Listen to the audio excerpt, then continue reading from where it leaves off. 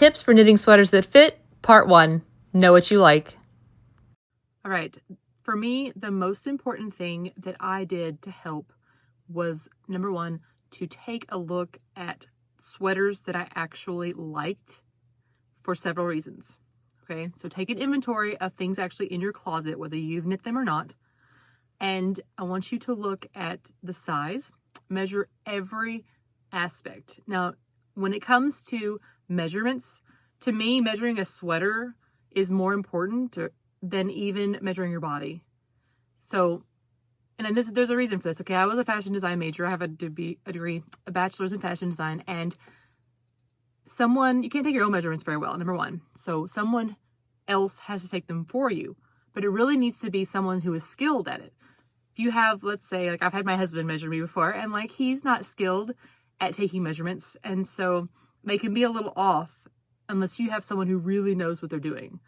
So I would recommend going to your closet, even if it's not, let's say, a sweater. I had a sleeveless top that I really liked the shape of and how it fit me, and I turned it into a crochet garment because I knit and crochet, but I used all the measurements for it, and I loved the way it turned out because I made it literally to those measurements. So go through your closet. Number 1, measure sleeve length, measure how deep the armhole comes down. Do you like drop shoulders? Okay, this one has a set-in sleeve. We'll talk about it. But do you like yours to come down farther, which is easier to knit, actually? If you like that, look at necklines, like everything. Measure them all. Like if I was going to knit a version of this, I would measure every single detail.